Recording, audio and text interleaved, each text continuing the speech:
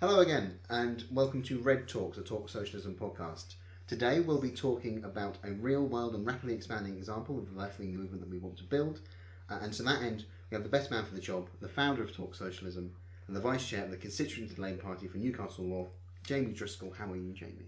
Hello, very, very busy because there's a general election just being called. Absolutely. And also today with us we have Mr. Connor Hodgson-Brooker as per usual. Hello again. So Jamie, we wanted to kind of start and ask you a fairly simple question, which is, first off, what is Talk Socialism? What was the original idea, and can you give us a brief history of the movement? We founded Talk Socialism, myself and a friend called Rachel Broadbent. We were visiting a Corbyn victory celebration in September 2015 in Newcastle, and there was a lot of people there, jubilant, ecstatic even. The first, certainly in the living memory of pretty much everyone there, the first time the Labour Party had had what many people would consider a genuinely socialist leader.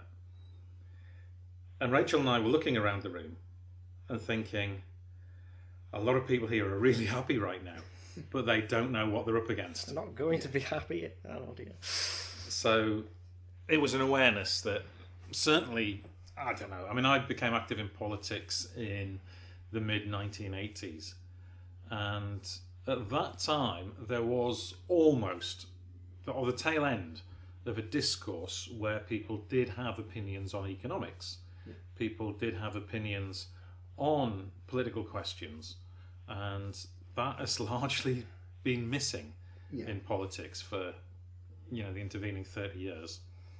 And the whole point of Talk Socialism is to get the idea across that it is in fact an ideological battle, not simply a logistical battle and not simply an electoral battle. Yeah. I mean, would you argue then that went missing from the Labour Party from when was Blair elected? 1994. 1994 until 2015? It went missing towards around the middle of Kinnock's tenure. Okay. Towards the end of the 1980s. The Labour Party had a genuine series of reasonably heavyweight political arguments throughout the 1970s and the early 1980s, which led to the split of the Labour Party and the formation of the SDP. And around that time, the militant was very strong and had a major influence in the party, not nearly to the extent that people claim. But there was quite a strong backlash against that.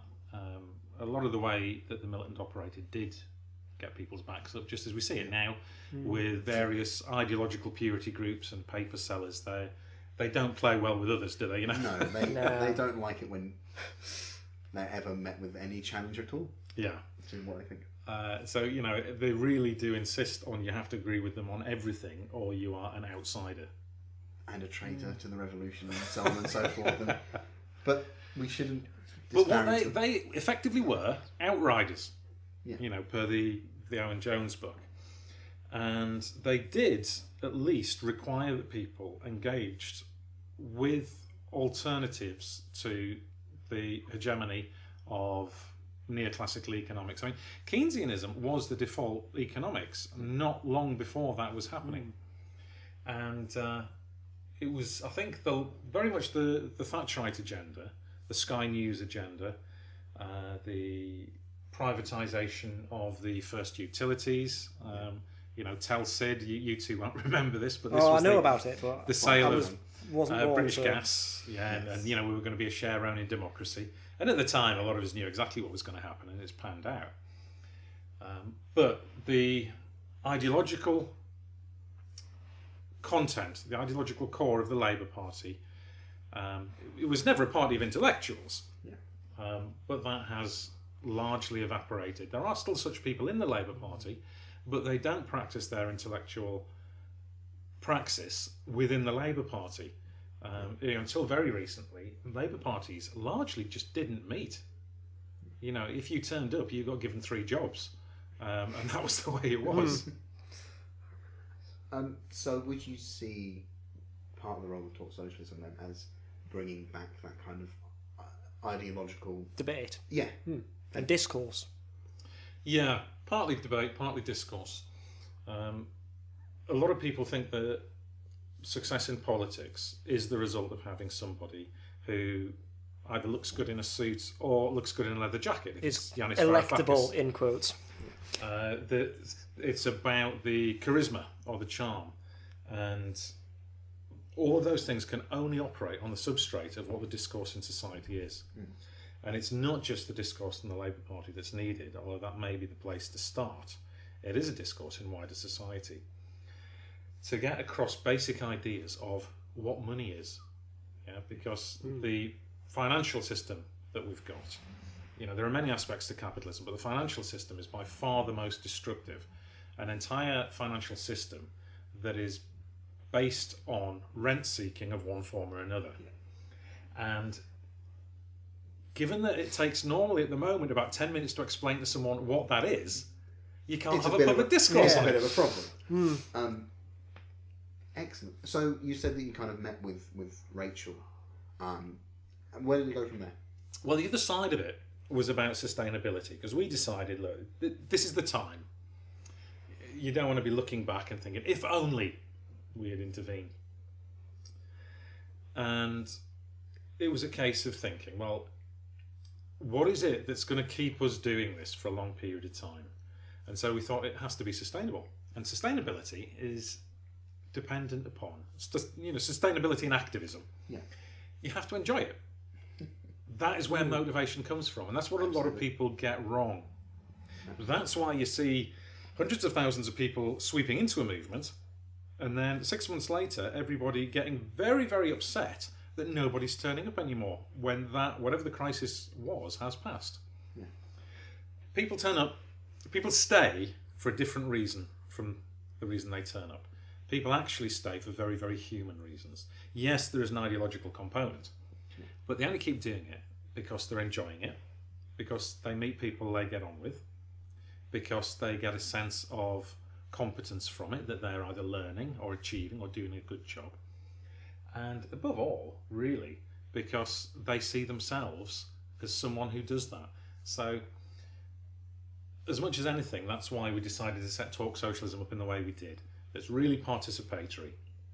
It's not about us telling other people what to do. It is about making sure that people just think about how other people think about these questions. Yeah. So if you like, it's sort of a second order education. I mean, Connor, you joined the group in what year? Early on, it was like the second Talk Socialism meeting, probably. Probably around about October, November time in 2015. What was your first kind of experience of the group, and what did you think of it when you got there? Which was the one we had in the Tyneside Irish Centre? Was that the Paul Mason one? Yes, it was. The post-capitalism one on Paul Mason's book, which was brand new at the time. And there was about, 100 people there, and we split up into several groups discussing different policies.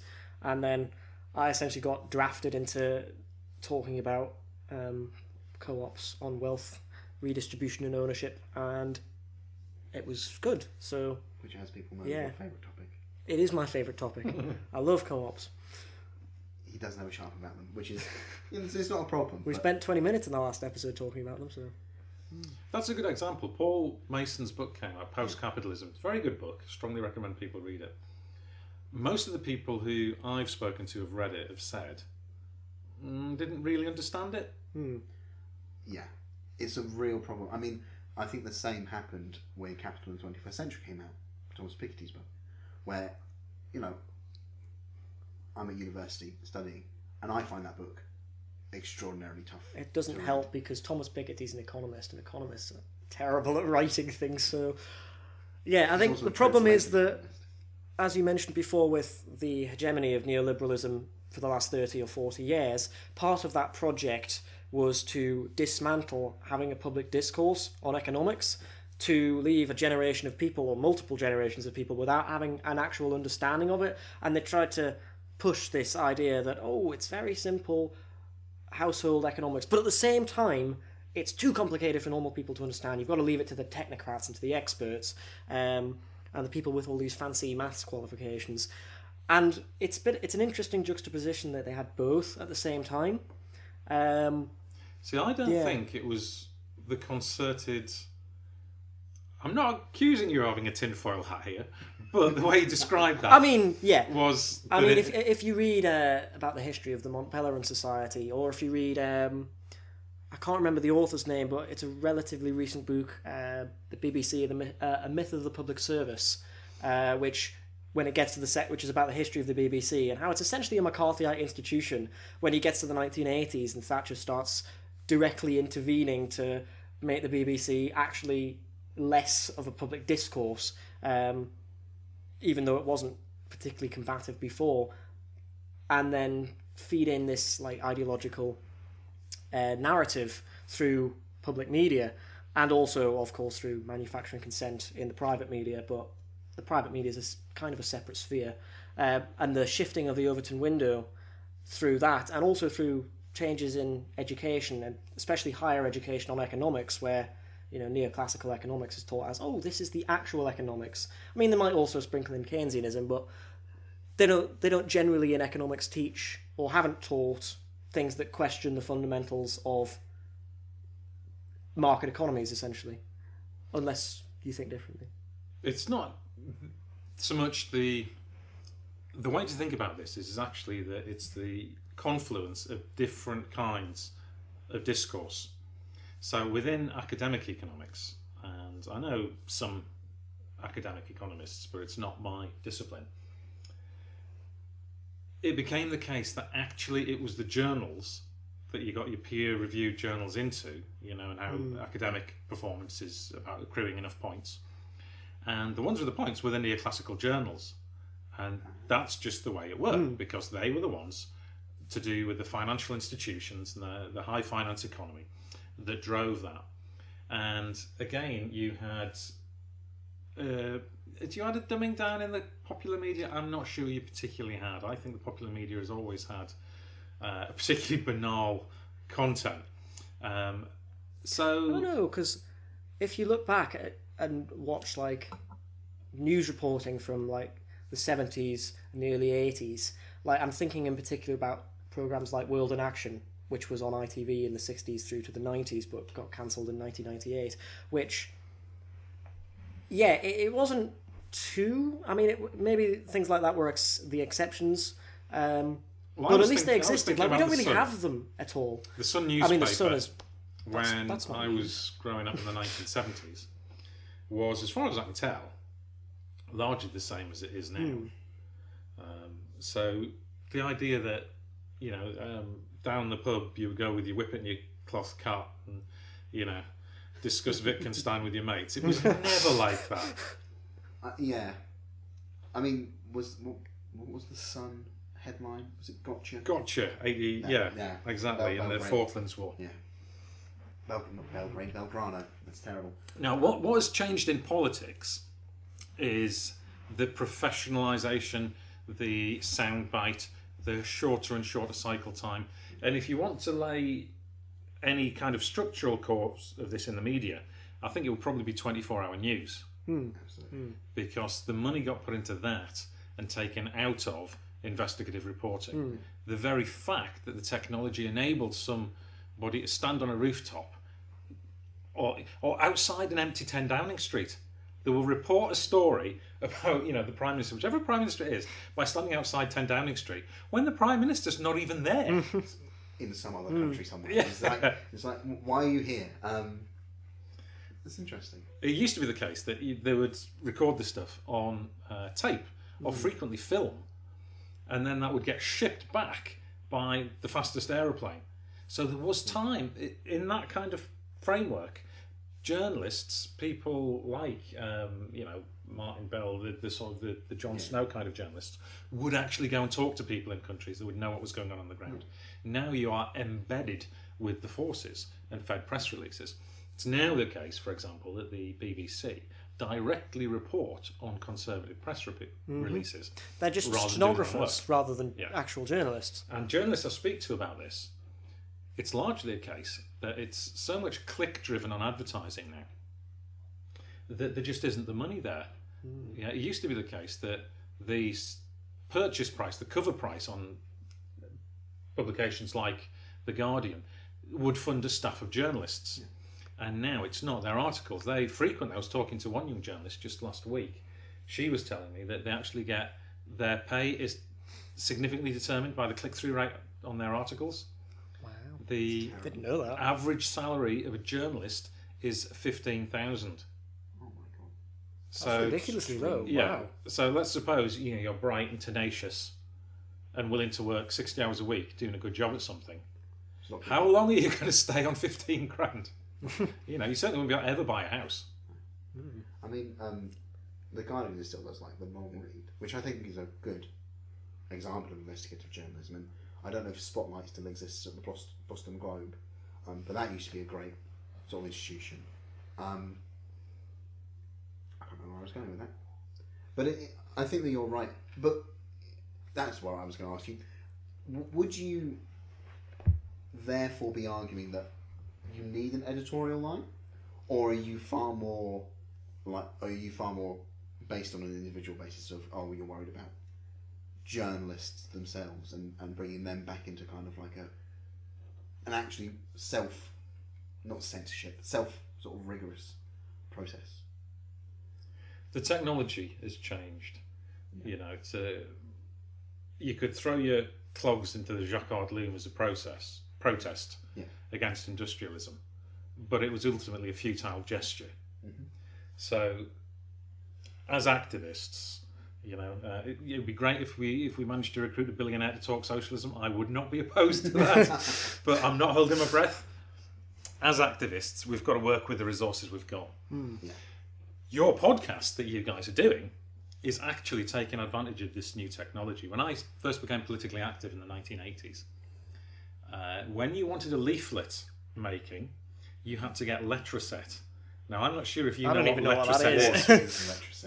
It was, a transfer that you rub on your arm like a sort of a tattoo. It was like that, and they were letters. If you wanted neat letters, because typewriters, of course, only had one size. So if you wanted a heading on a leaflet, you get Letraset, and you would rub it with the back of a spoon. And then you would go down to, it was the Newpie office in Middlesbrough, and then they had a stencil burner, and then that would burn a stencil. And do you know what a Bandamaster is? I think I've heard the phrase somewhere. A fluid-based copier, and you actually turn a handle to crank out your leaflets, and that was the technology. How did the revolutions ever happen? Yeah. What? And if you wanted people to actually get hold of that leaflet, you had to hand it to them. There were no emails, no Facebook. There's nothing sort of like to send out into the world very easily. You had to wander around and posting. I mean, obviously, we've just spent, 5 minutes sort of going, new technology is bad because it destroys journalistic integrity. It does also, I think, really help. I mean, I think... To what extent journalistic integrity happened before. I'm actually quite interested to see some of the sort of new media that's been coming out over the past few years, in particular thinking about the Young Turks in the United States and to a lesser extent Navarra here with their new models, and the former it's been around since I think it's over a decade now, so they've been going for quite a while, and have just slowly built up this sort of viewer base online, and now they get a lot of money from a combination of advertising on YouTube, but also actually Adpocalypse happened recently, so not anymore apparently, and but also from donations through like things like Patreon and so on. And Navarra is essentially reliant on Patreon, but I think it's an interesting thing because it's kind of cooperative, but not formally so, in that people who consume the content actually donate to sustain the content creation. So it's kind of along the lines of a consumer cooperative, but not formally so. There's an element of that, yeah. You're right, Connor. One of the things is that the ecosystem of politics has changed radically, and the Labour establishment has not realised that. I'm not sure the Tory establishment have realised it either, even though they're benefiting from it. It's the case that when it was the days where you had to actually hand someone a leaflet, or you referred to revolutions of the past, whether it was the French Revolution, or the revolutions of 1848, or the Bolshevik Revolution, whatever. those revolutions were not built with telephones even.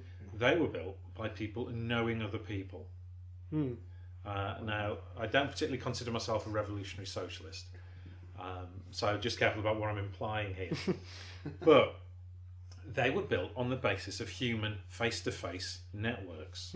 Now, the networks need not be face-to-face, but they do have to be person-to-person, and not news outlet to person.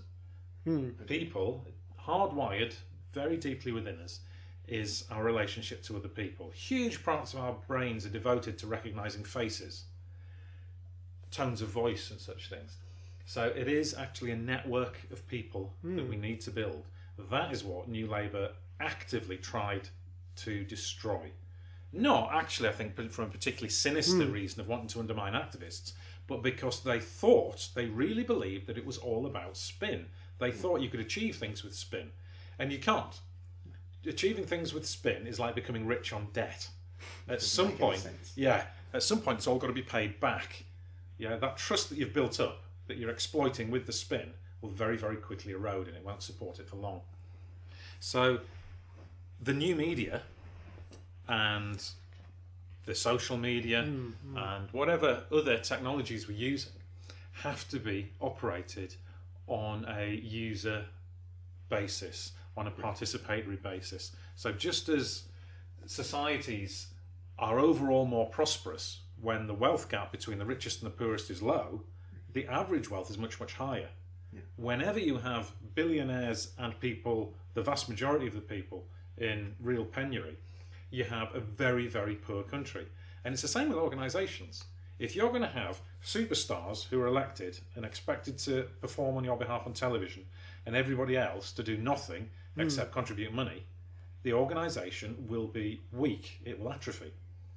And where you have an organisation where those who are leading it are not leaders on pedestals at the top table, but are the kind of leaders that we're trying to promote and train in Talk Socialism, personal leaders rather than positional leaders, people who are good at getting the best out of others, then you have a very large body of people almost as active and almost as capable as them.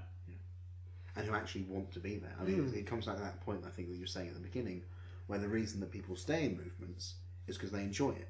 And if all you're expected is to be a very passive kind of like, maybe go to a Barbican and watch a leader speak because you're invited there, rather than sort of like being invited via social media to go and hear someone talk, I think that that's actually, it's very powerful. And I mean, you were talking there a little bit about problems that we face as activists and especially building this kind of like trying to actually stop people from leaving.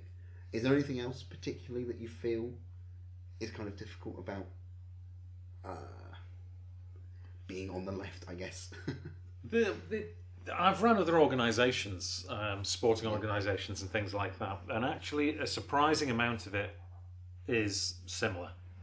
You know, people haven't changed much across the world since, you know, our Stone Age ancestors were fighting off the dinosaurs. Yeah, that sounds about right. Culture changes, and culture has a massive impact on how you are able to conduct yourself. Yeah.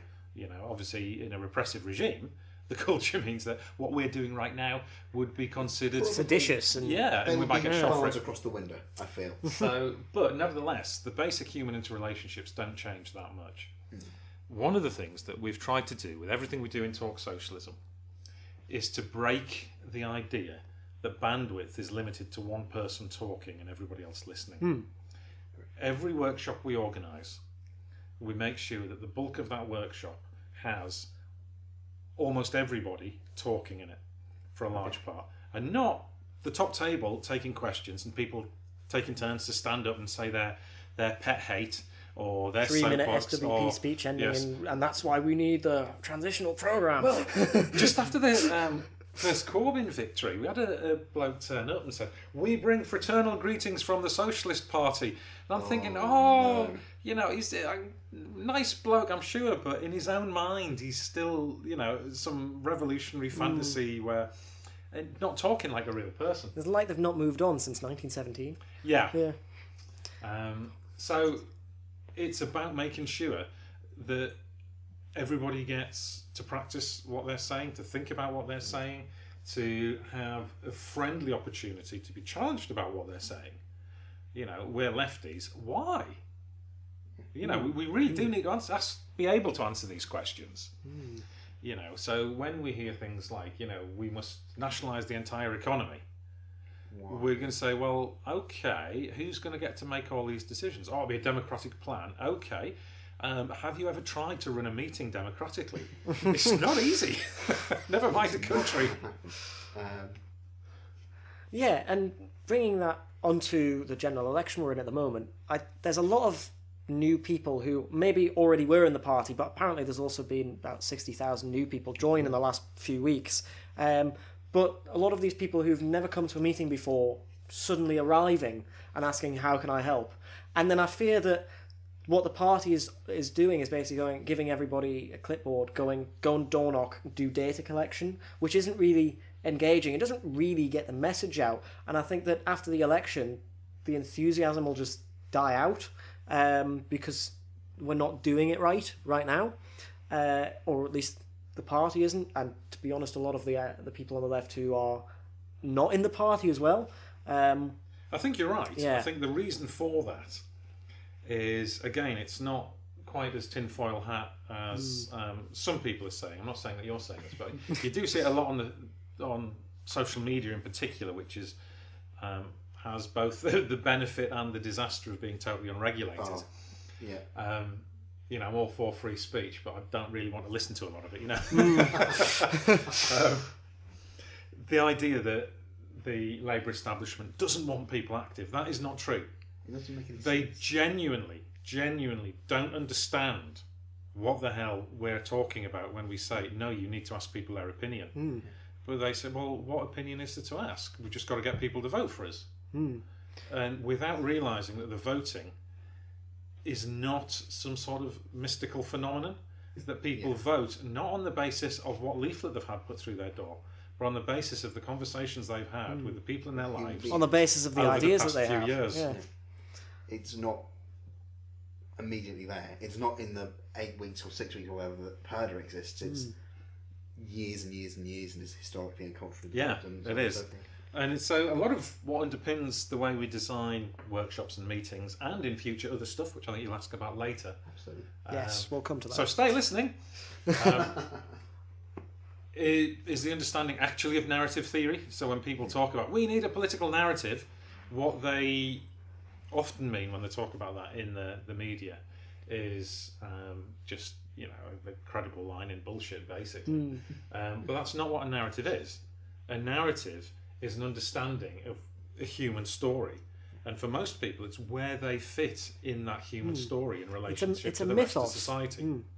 It's a mythos, to put it in ancient Greek terms, I think, where people subscribe. It's basically grounded in people's ideological perceptions, and whether they realise that it's ideological or not is largely irrelevant, but everything is viewed by people in a certain lens or frame of mind, or they come at things with a certain assumptions about how the world and how people function and how it all works, and that can either be helpful to us or not, and we need to create or foster sets of ideas that are helpful to us advancing our cause, and basically we need to convince people that what we're arguing for is actually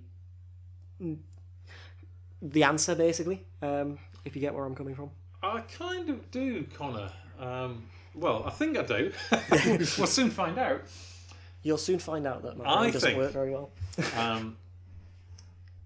That one of that there is a deep lack of philosophical understanding throughout the left.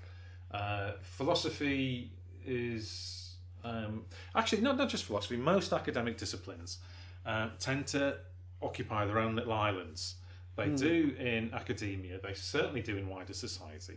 The philosophers never talk to the economists never talk to the psychologists, the psychologists never talk to the sociologists. There's no interdisciplinary things at universities. And at that's just academic universities. establishments, yeah. Now, And what in the press about as well. the, I don't know what it is, 70-80% of the population who don't go to university? yeah, or the people who aren't at university right now, because most people who've been through university aren't academics. They are people who just qualified in a particular discipline. And a small subset of those are social scientists of one form or another. So all the engineers and chemists and business students and lawyers, they never have probably been particularly exposed to any of this kind of stuff. And yet, that is probably where the majority of people who are left-wing activists, Corbyn supporters have come from. People who perhaps studied social work, yeah, or teaching of some kind, or wherever else it might be. And there is no discourse within the Labour Party at all, I think, about philosophical questions such as, how do you determine whether something is true? Yeah, and truth is often accepted as being. So when you said we have the answer there, which is kind of what I'm challenging, is at some point someone's going to say, but how do you know it's the answer? Don't try and convince me you're right. Convince me how you know you're not wrong. Now, which is a very different question. That's a good question. It's a very good question. And a very difficult question to answer. One of the things that we do with the Talk Socialism sessions is we look at, well, what would this mean? As a lived experience, were we to put it into practice? So it's very non-utopian, very non-millenarian in the idea of, but come the revolution, it'll all work out. And I mean, Marx is quite nuanced, if people ever get around to reading him. But Marxism, as it is not nuanced, because the idea that's still clung to is that, if you change the economic substructure, the superstructure will change immediately. Yeah, straight determinism is bullshit. I think I once had an argument with someone. Was it Chris Fuller? It may have been Chris Fuller. He was a lovely man, but it's quite difficult sometimes to get across to them that maybe culture or history or other things, things in the superstructure do actually have an impact on the base. Change things. So if we refer back to Connor's point about the narrative, and that this narrative can either be for us or against it, I'm not sure it's quite that simple. So if we were willing to accept and willing to be open to the idea that we still have a lot to learn, that we're still emerging in the, hopefully, if we avoid total planetary collapse, we're still emerging from the Dark Ages in the grand scheme of things, and the people 500 years' time will look back on us and think, my God, how could they believe some of that rubbish? Then we have to be open to this. And all these different narratives and discourses and opinions and myths, they're not necessarily antithetical to socialism. Because if people are thinking about something, it's a way in to get them talking and thinking. And almost never does anybody persuade anybody else on the basis of going through a checklist of all their beliefs and addressing them one by one. The way anybody is persuaded of anything at all is they hear a few ideas, they mull it over, and then you reach a tipping point where they tend to say, yeah, okay, actually, and I'll sign up the rest of the stuff I haven't even thought about. I think that's it's certainly how I got involved in being a lefty. Because, I barely understood a lot of what was in Marx, but I went, you know what? Rousseau's a pretty decent man. He's an alright guy. Again. Look, always brings up Rousseau. He's great. But I think that you are right, and then it's like, why would I ever be against things that just seem like a truism, I guess, which is like, you put money into things that you want, and you give money to people who need it, and you don't make kids starve in schools.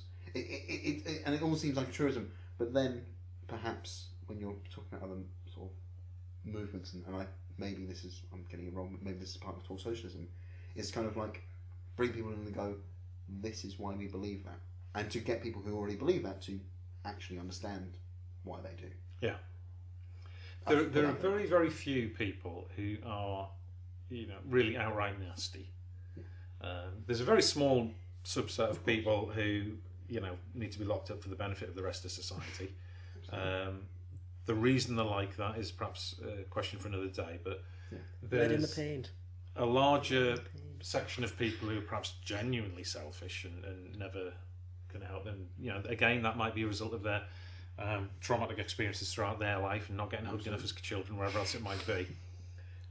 But most people are actually reasonably decent and just want to get on with their lives and will quite happily help someone else if it doesn't mean going too far out the way. And we have to make them feel that they can self-identify as socialists and not keep pointing out that they're not good enough and they don't meet our standards. Which is just completely counterproductive and utterly Yeah. ludicrous. And false, you know. I mean, the idea that a socialist society would look significantly different probably isn't true. It's nonsense. It's basically what we have now, with a few more co-ops and a lot more democracy. And At least initially, until we can get like Star Trek to be real. I mean, I think that it's security Yeah. and knowing where you are in society and a lack of fear of the unknown future is actually, you know, so the way that Billy Bragg puts it in Between the Wars is build me a path from cradle to grave. Yeah. Now, again, I'm all in favour of people having the freedom to pursue whatever they want to do in life. Yeah. So not some sort of, you know, right, you're qualified as an engineer, you're an engineer now till you retire, in, you know, the socialist paradise of the future. But still within that, the idea that if things go wrong, if you cock up, you know, you don't have to worry about, are you going to be homeless? Am I going to be alive next year because I have health insurance, for example? Yeah. Or I can't have access to a hospital. No, I mean, Jonathan Pye puts it fairly interestingly, I feel. And obviously he's a satirist. But he's a good one. He's a great satirist. He's a proper journalist. When he talked about what socialism is, and he's like, well, it's stuff that we have already, but no one calls it socialist because either A, they want to hide the fact that it's socialist, a big tinfoil hat, or B, they want to kind of like, or they feel that it's a hangover of the USSR or whatever, which is obviously nonsense, but I think it still constrains a lot of people on the left where they're like, oh no, we don't want to be associated with them, and it's kind of detoxifying that image, which we are still doing, and it's still very problematic. I mean, would you agree? Or? Yeah, very much so, especially with the USSR. I mean, the USSR was still there when I started becoming politically active. And I remember the events leading up to the fall of the Berlin Wall. And throughout the history of the British left, certainly throughout the 20th century, you had that massive monolith that was Soviet Russia, which was seen as defining large sections of socialism. And the Labour Party had always made massive efforts to say, no, that's not us. Yeah. Which, of course, left them vulnerable to the schoolyard teasing of the Tories. You're a socialist. No, I'm not, was the kind of response. And you still get that now from, you know, there's the Labour PLP last year saying, oh, no, you can't say we're socialist, shush. You know, you think, well, we're actually, now that the Soviet Union has long There's an entire generation of people who are now old enough to vote who were born several years after the Soviet Union collapsed. And it's just not a thing. It's just like, oh, that's a quaint historical thing that happened many years ago. Finally have the opportunity to produce an alternative version of the future, which is not immediately judged as whether or not it is like communist Russia. Yeah. There was an interesting article in the Daily Telegraph yesterday, and I know that's normally a contradiction in terms, but it was interesting because it was basically a smear about John McDonnell and Corbyn, and basically saying, McDonnell referred to himself as a Marxist once, therefore he supports totalitarianism and genocide, and I'm just like, no, like... I think the headline of that article was something along the lines of Jeremy Corbyn's subscription to a destructive ideology is why the Labour Party is doomed. Or something that's the one. And I'm just headline. like, this is ridiculous. Like, and then you see the comments where it's partly old people going, yeah, and then a load of young people going, this is bullshit. No, which is interesting to see the juxtaposition. And I think the fact that this is now apparent and that there's a new generation of people who are like there's nothing wrong with socialism, is most exemplified in the US in Sanders, where that was thoroughly McCarthyite society, and now someone who self-describes as a democratic socialist can actually run and nearly win. I think he would have done had the DNC not rigged it, though, so it's arguably. The whole point, we have had a few discussions with various people about, but why do you call yourself socialist? Because that puts people off. Yeah. Words can be reclaimed really quite quickly. If you look at the history of the gay rights movement, it's the popular and very, very entertaining film Pride puts it wonderfully. When it says, let's call ourselves Pits and perverts. Yeah. So if you're accused of being a socialist, say yes. Yes, I am a socialist. And because it's that schoolyard trying to get people to deny something, and then you've got evidence that they are really that, and they're seen to be liars or disingenuous. Yeah, because if you fall for it, if you fall for the schoolyard bullying sort of thing, then it's almost like you're admitting that their assessment of socialism is correct and it's to be ashamed of. But if you go, yeah, I am a socialist, what's wrong with that? And then you actually challenge them, then you get to have a discussion. Whether or not you'll actually convince them is a different question, but at least it happens. Charlie Chaplin was asked by a journalist, I think this may be the 1930s. Probably. When he says, it's been reported that you're Jewish and you're hiding it. Are you Jewish? Now, Chaplin wasn't Jewish, but he could have said no, but he didn't. He thought about it for a second and said, I don't have the honour of being Jewish, no. That's a really good response. So rather than... He had to tell the truth. I mean, he just wasn't Jewish.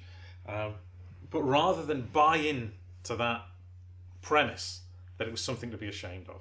So, if I was in McDonald's position, someone had said to me, are you a Marxist? I would have said, there's a lot about Marxism that is actually people should read and take seriously, but as it happens, I'm not.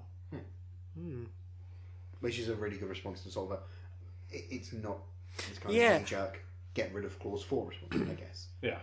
I like, in terms of having the discussion about Marx and Marxism, I like the line that Richard D. Wolff, who's an American Marxist economist that I am a big fan of, he says it in this way, and he basically says, if you want to understand the economy and politics and society, imagine it like a family with 2 children. One child thinks this is the best thing that's ever happened ever and I couldn't have had it any better. The other hates it and thinks everything is wrong with it. If you wanted to get a balanced assessment of that family, you wouldn't just ask the child who is very supportive of it, you would ask both.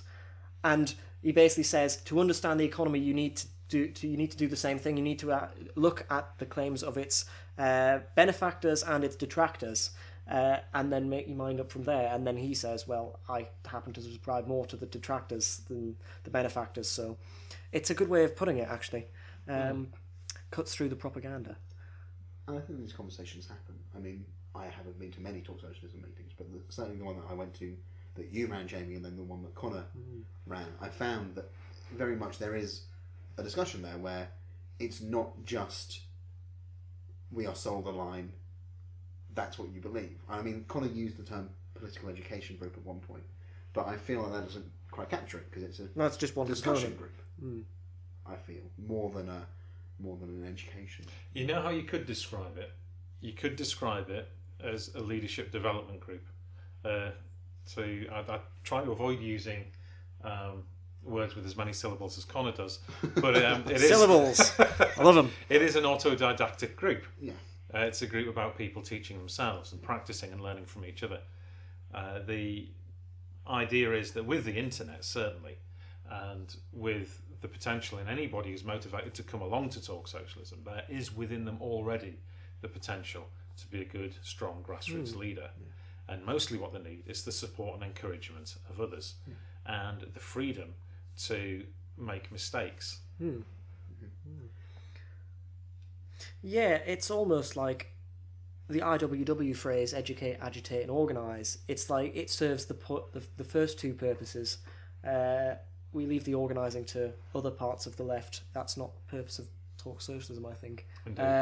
But the education in terms of politics and economics and all the other subjects to ground ourselves in a sort of understanding of, or collectively coming to an understanding of the world, and then thinking about ways that we can go forward in terms of thinking about how we can do the agitation. That sort of thing, I think, is quite nicely explains it. Yeah, it does indeed. Hegel, the philosopher, who was horrible to read. Who was extremely difficult to read. That's true. He came up with the idea of the world idea as a river flowing through history. And I don't claim to be an expert on Hegel, but the basic idea is that ideas will unfold over time. Now, it's not at all clear whether Hegel was massively deterministic or not, but a lot of the political philosophy of the left has failed to take adequate account for the role of ideas changing societies. If you go back to the change between late feudalism and early modern capitalism, that occurred largely as a result of the view of what the individual was. And if you go back to philosophers like Descartes, it's a relationship between man, and it was man in those days, man and God. And no, you are free to change your position in society, to be wealthy and all of these things. That gave people the belief, the license to be capitalists. We don't yet have a philosophy that gives people the license to be socialists. There's lots of very good philosophy out there that talks about power relationships, if you look at Foucault, if you talk about meaning, if you look at Derrida, if you look at all of these people. But there's not a lot out there that actually, the bulk of Marxist philosophy is about being anti-power structures. And there's very little of it that imagines what a human is and the relationship from human to human.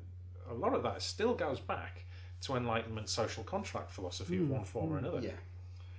And when these people were writing, the discipline of psychology didn't even exist.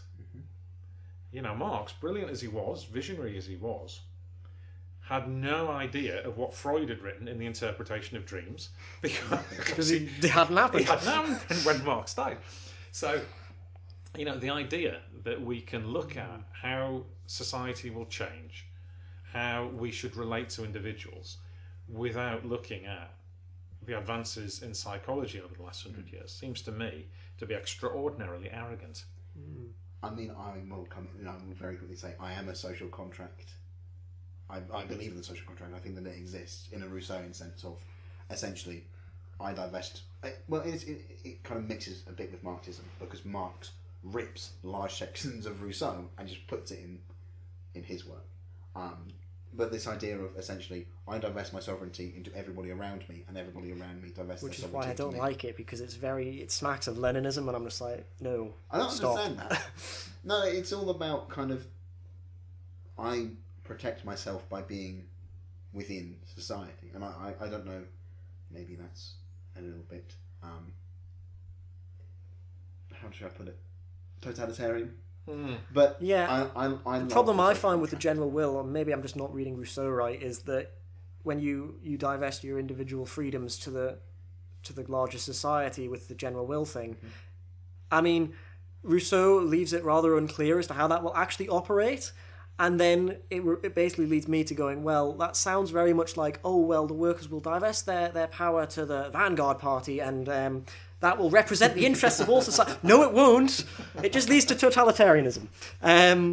So that's why I'm a bit iffy on much Rousseau. More of a fan of aphorisms in philosophy. Yeah. So if you think of Camus, everything I know about morality and man's duty to man, I learned playing football. Sums it up much better for me. I like that. Yeah. I mean, I'm very poor at condensing things. Although to be fair, Ditto Connor is worse. Is somehow worse than me, and it gets to the point where it's kind of like I have to filter. You should see my university notebook. It's just mind maps and flow charts where everything is linked to everything else, and I can't synthesize it into a single sentence. It is a vision of hell, I feel.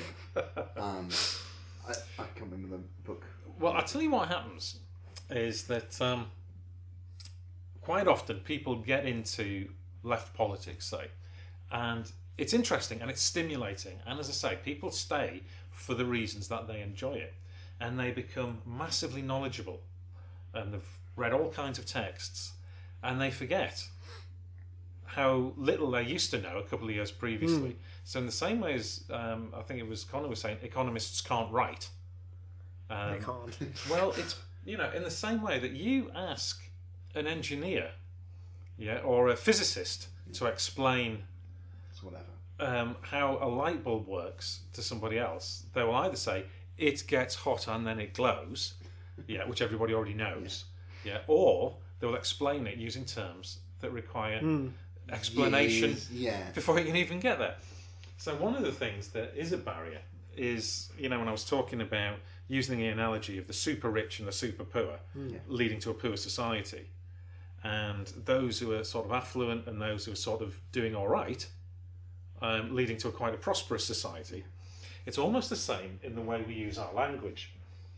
That if we're going to be, Gramsci talks about organic intellectuals, I'd rather talk about organic leaders. If we're going to be organic leaders, then we have to have not much of a gap between our language. So we can know these terms, we can, you know, talk about, you know, autodidactic self-organisation, or we can talk about reading groups. Exactly. And I think that Talk Socialism does that excellently, in that it kind of it removes it from being this extremely academic thing, while still being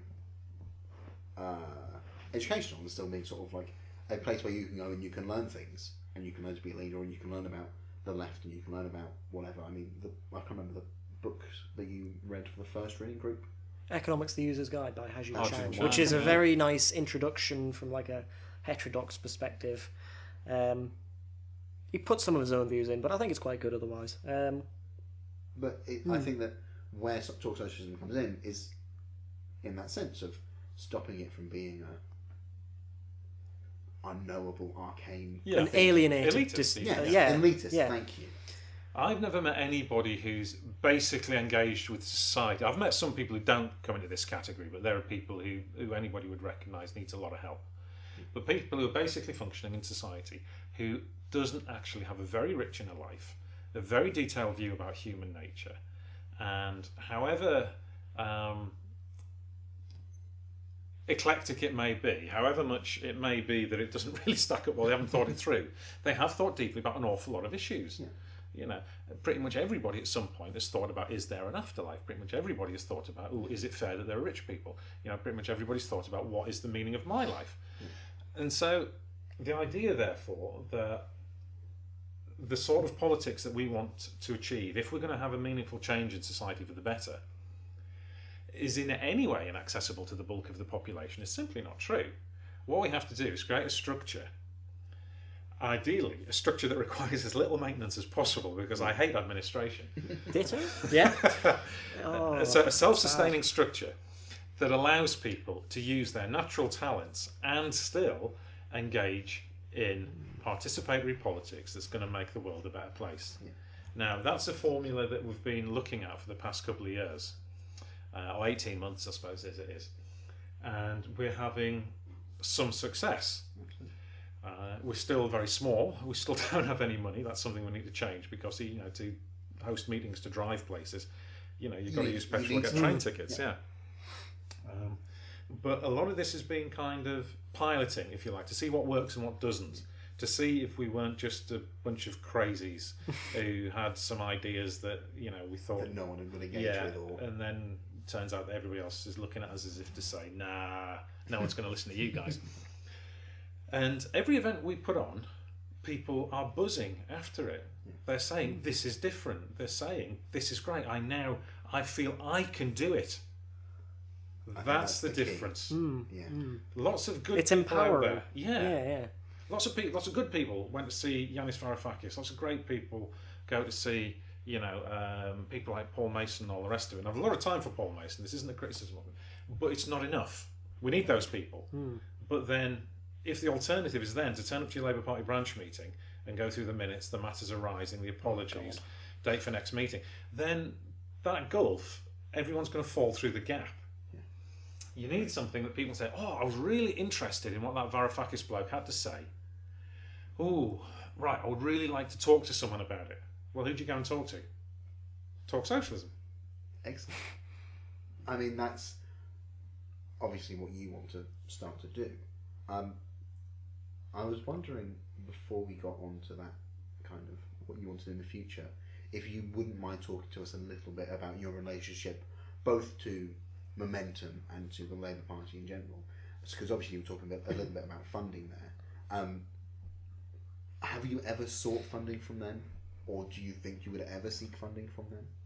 We haven't sought funding from the Labour Party, and I think the nature of the Labour Party is different, significantly different from Momentum and from Talk Socialism. Yeah. The Labour Party is a party of governance. So a lot of the criticism that's levelled at the Labour Party by people with whom I agree with quite closely politically, I think fails to take into account that the Labour Party does have a responsibility to things like the Electoral Commission, to the Independent Parliamentary Standards Authority and things like that. So, you know what, a party of governance does need a lot of rules and regulations. That's right. And they are tedious.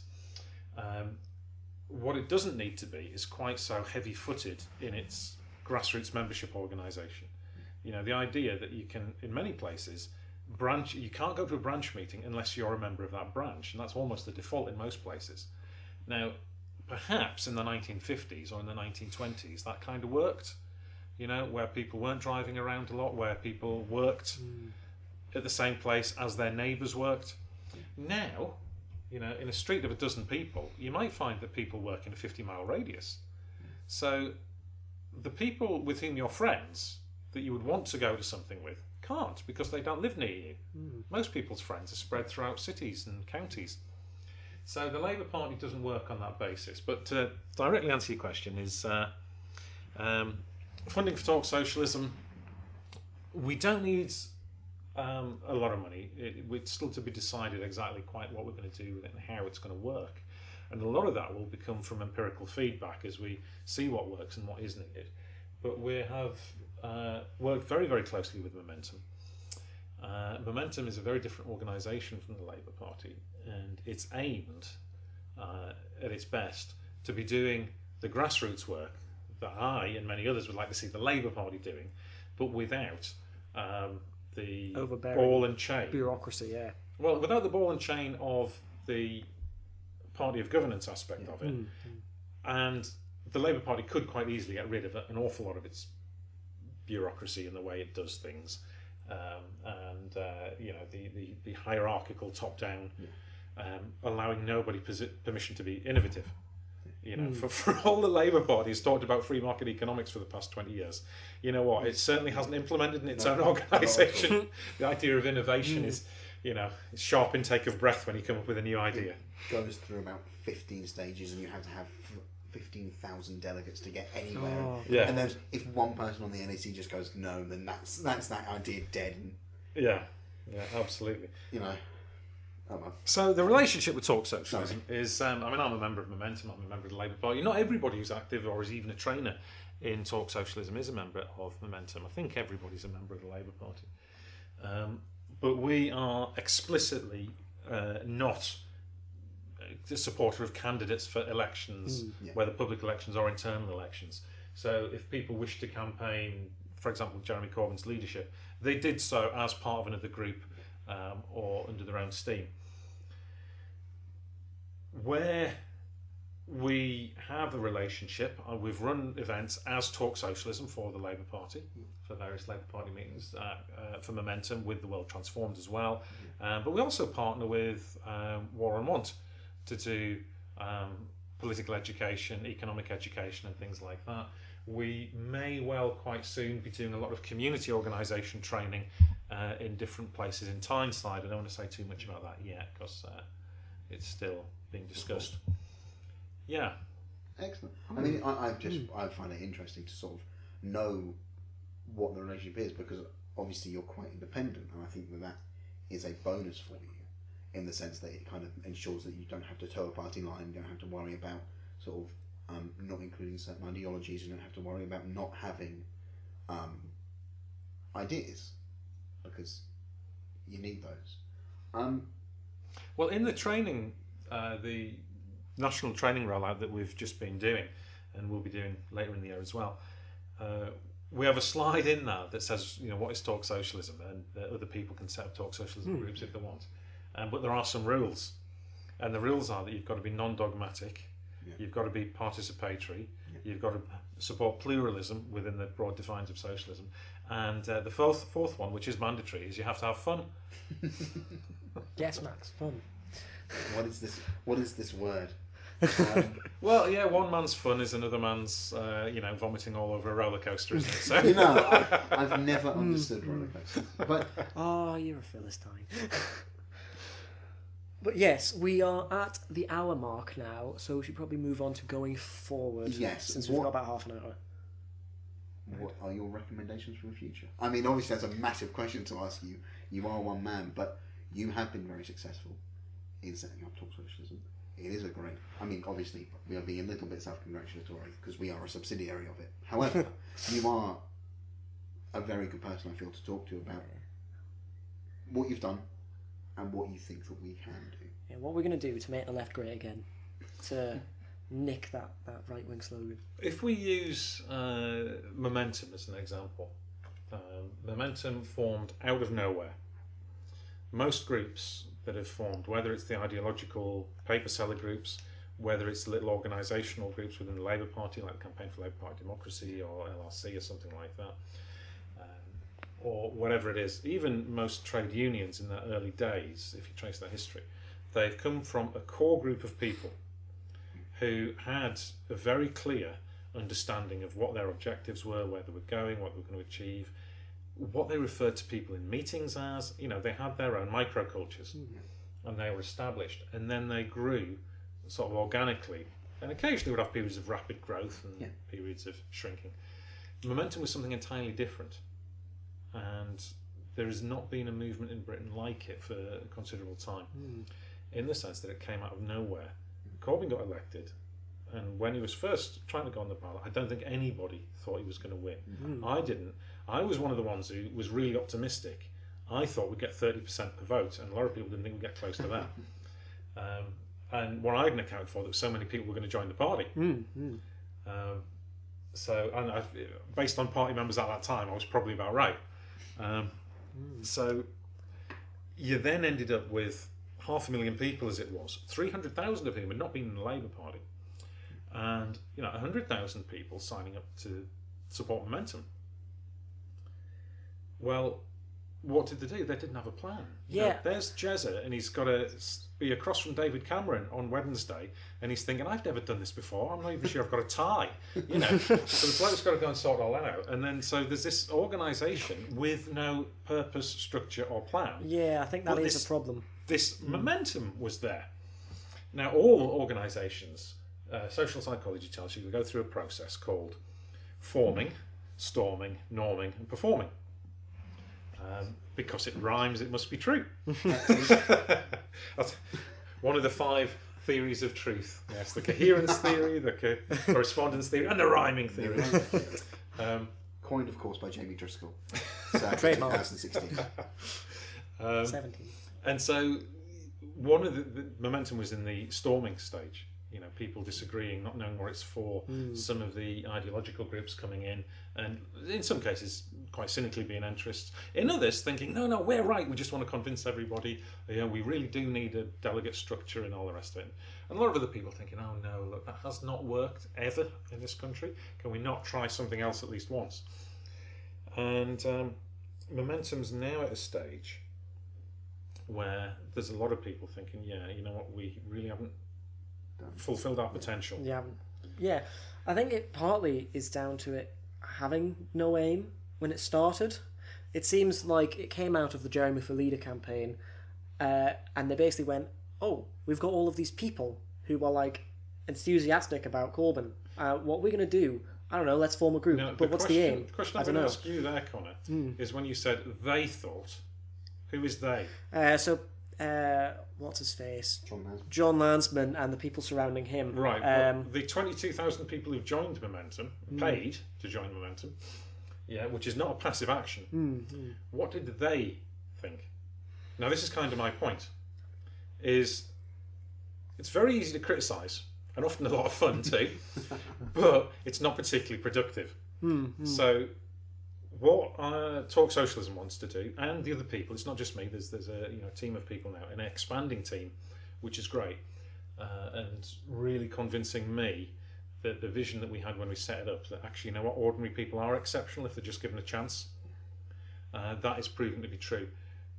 It's about making sure that of those 22,000 people who signed up, and the other 100,000 people who are perhaps more tacit supporters, that they actually see something that they can do to make a difference. So that's what Talk Socialism is going forward. Now, a lot of that is about having a grounding, an opportunity, not just to read and be told, but to discuss and participate, and almost through the neural network of people, come up with a communicable and easily understood version of a political philosophy that is about participation, that is about autonomy, so that people can operate on a grassroots level, but still includes the ideas of collectivism, the ideas of democracy and liberty and absolutely. so on. And it's like, to put it a certain way, it's like you want to make people part of the solution rather than just a tool of implementing it by some sort of small group. People are the solution. Yeah. They're not part of it. That is it. That's the beginning of it, and that's the end of it. It's only the people. Okay. Interesting. So, with Talk Socialism then, going forward, are there any particular things that you want to bring in? Any particular things that you want to try and do? Or is it more now about growth, would you say? It's a very good question that doesn't have an easy answer. Of course. Nothing ever does. So I'll answer a different question. Do it. I do this in all of my essays, it's fine. A number of things we need to do. The work that we do, and a lot of the good work that we do, is not recorded anyway. It's not even recorded in our Facebook group. It is the face-to-face stuff. And the kind of trust that we're engendering, and the kind of reputation that we're getting is phenomenal. But we need to make that more accessible, more replicable through what we started out talking about with new technologies, and old technologies like books. There's still more people who read than watch, programs on television. I also believe that I can't remember last week or the week before, something stupid came out like more people now read actual physical books than read on Kindle. Yeah. Physical books, you can actually have them, so I like them. Sorry. So we are finally getting around to doing a lot of the things that we'd hoped we were going to do. And then there's a general election. There may well be a leadership election after this and all the rest of it, which will keep us busy, but still. It's the Eisenhower matrix, that you may have seen it, where you have 4 quadrants, the important and urgent, and the urgent and not important, and the not important and not urgent, which is where everybody basically rearranges the items on their desktop. And we need to be doing the important but not urgent stuff, because other people aren't really doing that, and that's pretty much our job. We need to have the long-term thinking. So we're writing a book, a short book with very few long words in it. Good. That it basically is just outlining the kind of things we've been talking about today, but obviously in a slightly more coherent fashion than 3 blokes sitting around a microphone talking. But so it's there, so that other people can read it. Can actually flick through it and go, I wonder what this thing is, I wonder what I need to do now. And think, exactly, you know what, I fancy having a go at that. I actually believe it might be possible. Yes. And so it is about developing this sort of stuff. So we're going to be working quite closely on a number of projects with other people to help deliver training, to get the idea about what motivation is, about how it is possible to disagree with people and still work really effectively with them. So simple things like that, and what a narrative theory actually is, how you communicate ideas, and at the same time get people realising that subjects like economics and philosophy and psychology and political philosophy, they are not difficult subjects if you demystify them, because everybody has an interest in this. You know, everybody has an opinion about whether other people are lazy. Absolutely. I'll ask a question, but I'll preface it first. Going back a bit earlier when you said, when we were talking about the lack of interdisciplinarity between academics and between, like, you know, people having their own little subjects at which they're good at, and then everything else is very alien to them, and how we were talking about organic leaders being able to maybe push forward a sort of to construct and push forward a narrative in whatever way that happens. Hayek, and I don't usually reference Hayek, has this idea about, I can't remember what the exact phrase he uses is, but like second-hand academics. So the project of the neoliberals with the Mont Pelerin Society was basically, well, if we can etch out this landscape in academia and sort of make what we are arguing for the common sense, then the people who then get educated by us, they'll also think that's common sense. And then they'll go out in society, and everyone else will start to slowly over time think this is common sense. You go into the media, you go into the institutions of the state, into civil society, and it gets to the point where your new common sense just filters through. Over time, it takes it took them 3 decades to do, but the sort of they slowly and quite naturally change the narrative, because what people are taught and what people learn changes from what was once deemed the natural common sense of sort of post-war Keynesianism to neoliberalism. And I almost think that we should kind of try and steal that approach and basically say, well, we should try and get these ideas and then get people to just make it common sense, essentially, and make, well, should we... So, for instance, in the running of businesses, if we could change the teaching in business schools to be, well, maybe there should be some form of cooperative, participatory engagement in businesses. And if we could make that a common sense, then we'd see more of them, I think, because business students are literally, I don't think, are taught about cooperatives at all. Of course, I get to bring this back to this. But yeah, in terms of bringing this to a question... When you're ready. When I'm ready. This always happens. This is always a question. It's always a yeah, bringing... In terms of what we should be doing... Is this a yes or no question? No, it's not a yes or no question. It's not a question. You know what I mean. In terms of what we should be doing to create this sort of common sense, did we mention the idea of having a Mont Pelerin Society of the Left earlier? We did. Yeah. In terms of that, what role do you think Talk Socialism can play? Because I know our friend Michael Lloyd, who's an economist, has talked a lot about it, and I know, just talking to academics in the politics department at university, a lot of them are very sympathetic to us, but they're not organised. It's not like they have academic conferences where they just sit around and discuss, well, maybe what should a new philosophy be? What should we do? And they remain in their isolated academic bubbles, as we said before. And if we could get the economists to talk to the anthropologists, to talk to the sociologists, and even bring in the natural sciences as well, so especially biology, I think we need to do better. The short answer is no. I don't think we should be aiming to model a Mont Pelerin Society of the left.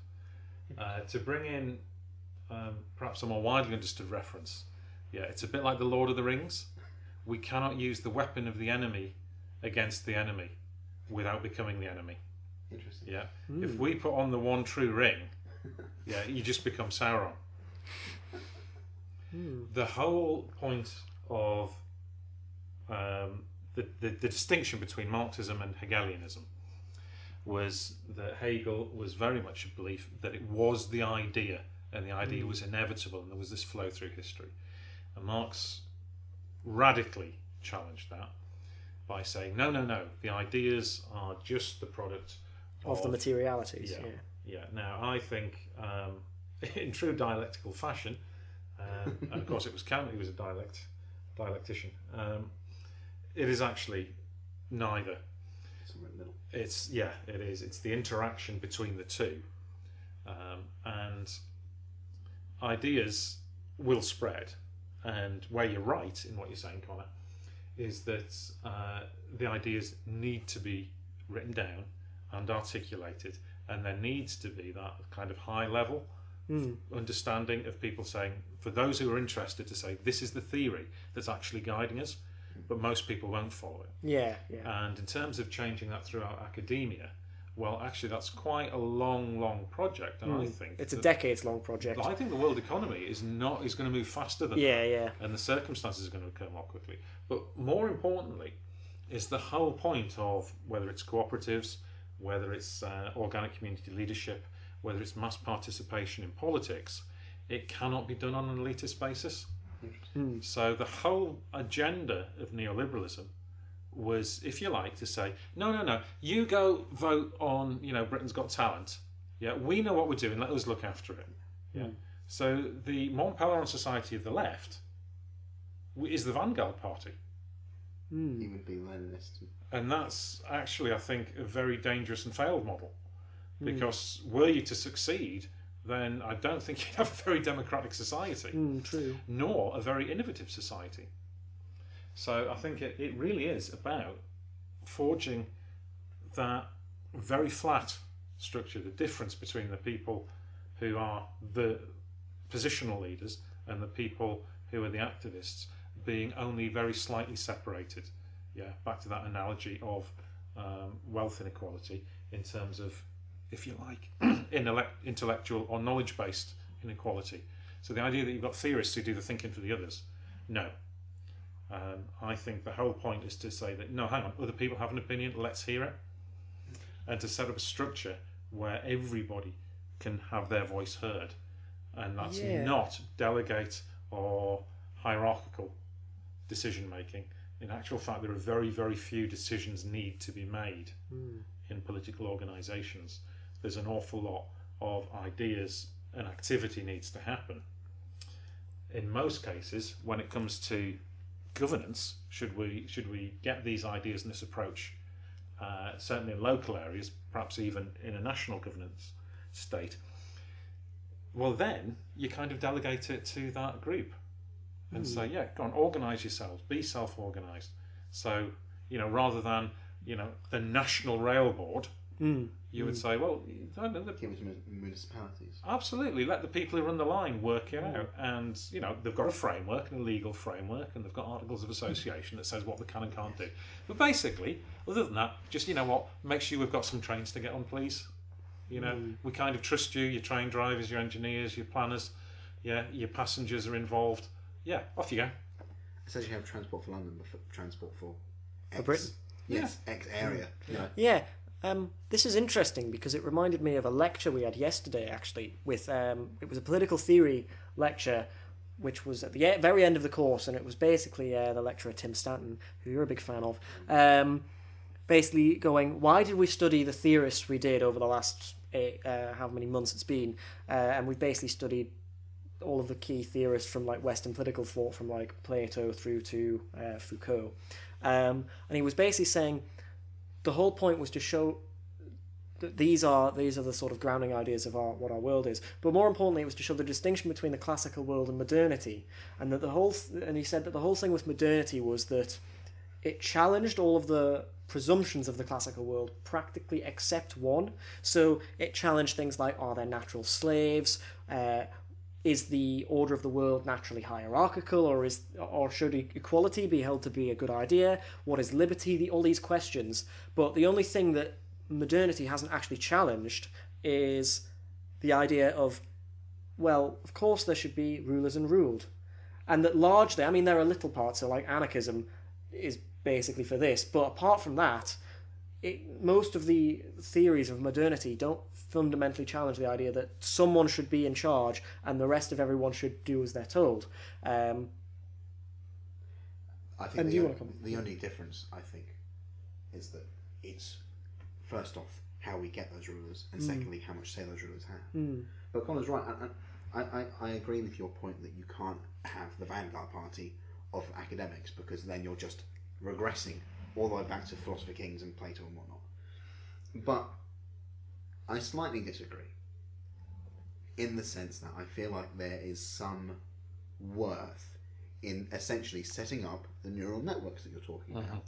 And rather than, and it's not the Mont Pelerin Society of the left, I think that Conor's phrase is useful as an aphorism, but it's slightly more nuanced in the sense that it is, you set up a bunch of neural networks between academics so that they can actually get a message out and they can help people engage with what people are, with what, I'm trying to word this, I'm wording this very poorly.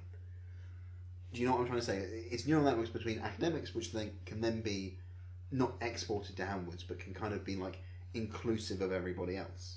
So rather than kind of having a very detached academia and a very detached activist base and a very detached media base, you kind of bring them together and you kind of join them together so that you can actually then go out into the world and have a cohesive message that makes sense, and you can kind of bring people in, and it's not this, how do I say it? It's not a scattershot approach like we have now, where it's an inclusive approach. So you don't just include like, oh, the elite academics. You basically say, well, it's basically a massive international discussion group is what I'm aiming for here, so that people can talk to each other and have these conversations about what ideas should be. And that shouldn't just be people who are already in institutions, but it should be people who are like studying already. So like postgraduate, masters, undergraduate students, like people thinking about what to write their PhD or dissertations on. And basically, if you want to be involved in the group, you could basically go, okay, let's have this dialogue. Use your opportunity to write these things as an opportunity to develop these ideas and think about ways to implement them. And then from there, when they qualify, they don't necessarily have to go into academia, they can go into the rest of society, and then you will have that sort of, that discourse that they experienced behind them, so that they could then continue to go into society and change things. See, that's interesting. I mean, the two of you are obviously in academia at the moment. We're both students. As undergraduates. And I do remember my undergraduate days. The challenge we've got is that what you're saying makes sense and is necessary but not sufficient. Yes. Yeah. And the trap that we would fall into, that people may fall into, I'm not saying you two would be that the discussion achieves something. Yeah. And you could indeed have a very lively discussion right up to the moment where fascism takes hold in Britain and you all get rounded up. Yeah. Okay. So that is a thing. There is the need also, though, from an intellectual point of view, a problem with an awful lot of left politics, and if you look at the existentialists or Sartre or people like that, was that very frequently they weren't empirical enough. They didn't go out. Now it's called Talk Socialism, not because we're supposed to talk to each other, but because we're also supposed to talk to other people. And it's when you go out and actually chat to the bloke next to you on the train or someone in a pub, and you hear how much work is to be done, that you refocus where the conversation needs to be. So yes, it does require some deep discussions, but it's possible to still end up arguing about how many angels can dance on the head of a pin and have not changed anything. So it's when you get to the people who are struggling by on minimum wage and you talk to them and you realise that they have a very deep and rich philosophy of life. It just doesn't include any of the words that Connor's used in the past hour. Yep. That you think, this is the problem. You know what? That's where we need to address it.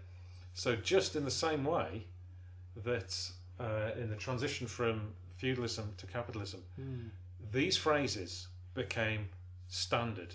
You had mass participation of peasants in radical religious movements, whether it was the Lutherans or the Anabaptists or whatever else it was.